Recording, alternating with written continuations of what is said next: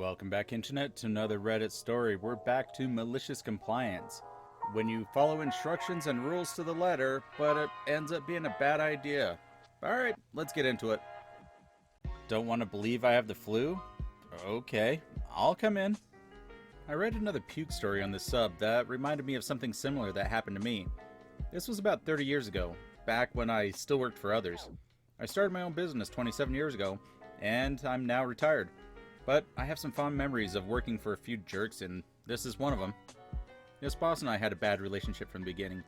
You see, I was supposed to be a partner of the firm, but he went behind my back and made a deal with the money man on his own. So I was stuck and had to take a subordinate position, which I had to take because I had a mortgage to pay and was desperate. Anyway, I had a salary, benefits, sick days, etc. After about a year I started, there was a totally horrible flu going around, and I got it. Fever, chills, the green apple splatters, puking, and everything. It started on a Friday evening. On Monday, I was in still pretty bad shape, so I called in.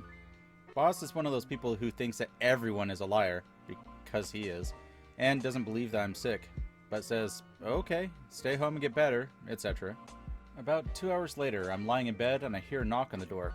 I come to the door and there he is. Looks at me and says, you don't look sick. He says he really needs to get some work done with me that day and I need to come in.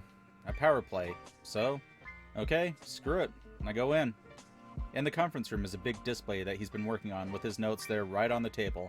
I had been drinking chicken soup and eating saltines. Feels good on the throat. And I was feeling sort of queasy from the trip down to the office. I'm standing there and listening to him, and truth behold, just looking at him made me sort of sick. And my mouth starts salivating really heavily. I'm getting the feeling in my throat, and up comes my morning food. And yep, I blew chunks all over his notes and notebook. I'm not saying I aimed it that way, but I didn't try to miss it either. It was a nice leather one too. Even splashed onto his pants. He lost his mind and was yelling at me. I just stood there swaying. Finally I said, I tried to tell you I was sick. I think I better go home now. I turned and walked out. I have no idea who cleaned it up, but it wasn't me. I got back home and went to bed. About 2 days later, I came back in. Guess who was home sick with the flu? Boss man. And then his wife. And then just about everyone else in the office.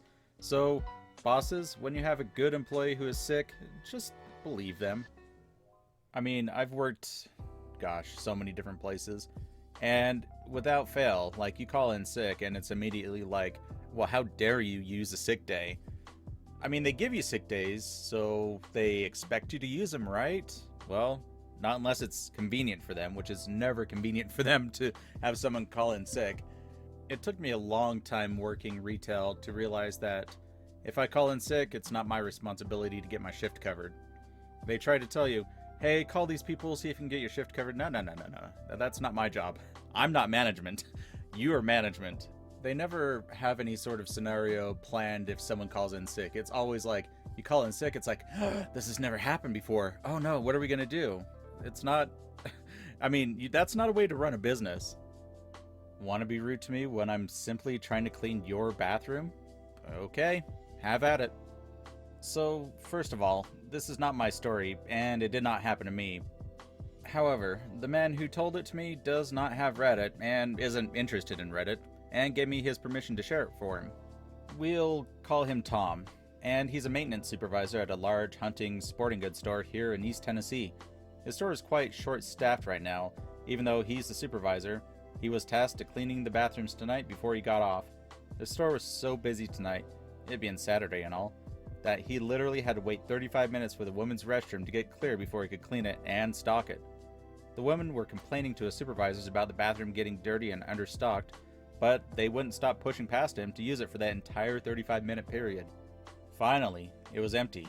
He entered the restroom and blocked the door with his cleaning cart, and then got to work wiping off surfaces, cleaning the counters and mirrors, you know the drill.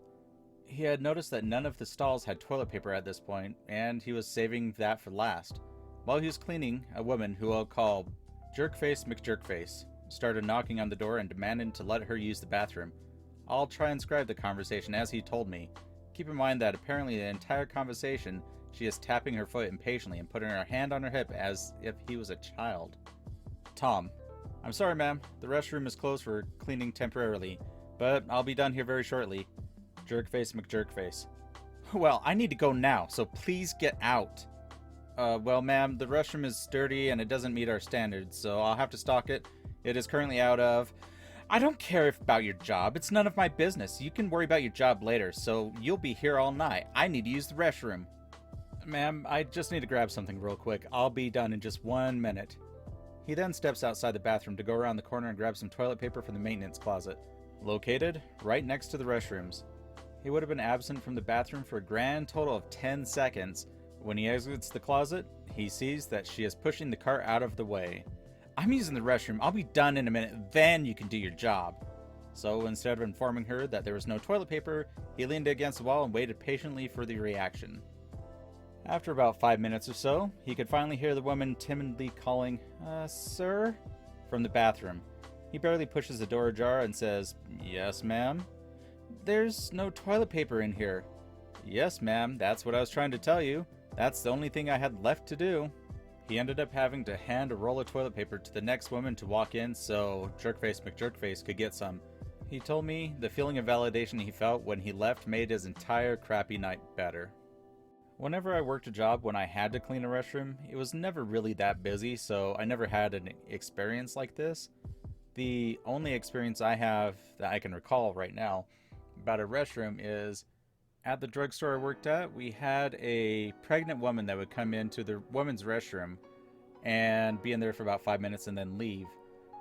We'd have another female employee go into the restroom after her, and there'd be an empty tall boy beer can that she brought in from the outside. She didn't steal it. She just came in to crack it open and drink that.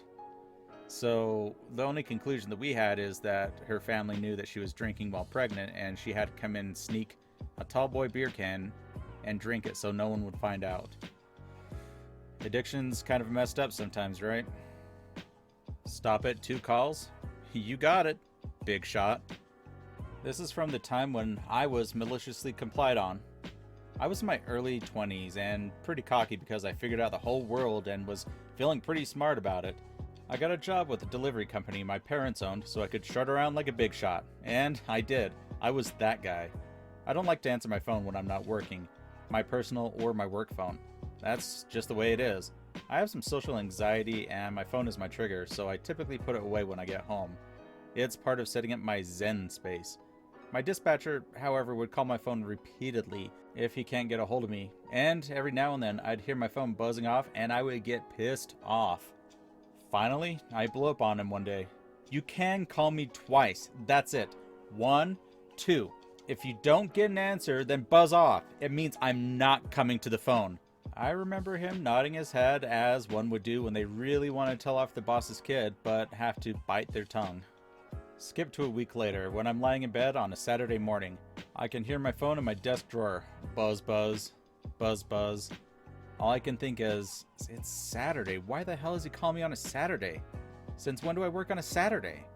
A few minutes go by, and sure enough, buzz, buzz, buzz, buzz. I'm adamant that I'm going to lie in bed and I am not going to feel bad about not answering my phone. But he did exactly what I said. He called twice and buzzed off. I was actually pretty happy about that. I felt like a big man. I had told him. So I get to the office on Monday and ask what was up with the calls on Saturday. He gets a smirk and said, well, we got a last minute job for Collective Soul. $250 to deliver their equipment. Came with a meet and greet and good tickets to show. I tried to call you first, but you know. Too long, didn't read. I let my ego screw me out of a once-in-a-lifetime delivery to one of my favorite bands. So, the boss's kid felt entitled, thought he could push people around because he could, because he was the boss's kid. People usually don't change their attitude unless something hurts them. So, hopefully he got hurt enough by being rude to this guy to change how he treats people. Yeah, it sure sucks not being able to go and see one of your favorite bands, but you learned a life lesson that day. Thank you everyone for joining me on another Reddit Stories, Malicious Compliance. So, in the next week or so, I'm going to be branching off onto some other topics that I don't think I've seen anyone else do. I want to do a space one because I'm kind of a space nerd and I will probably geek out about it, so it's something that I'd want to do. I've had instant karma being suggested to me, so there's going to be some other topics. Hopefully, we branch away from the entitled parents choosing beggars route. So, yeah, let's discover some new topics. Anyway, if you liked what you saw, give me a thumbs up, share it with a friend, and subscribe if you haven't. And I will see you guys in the next video. So, until then, later, kids.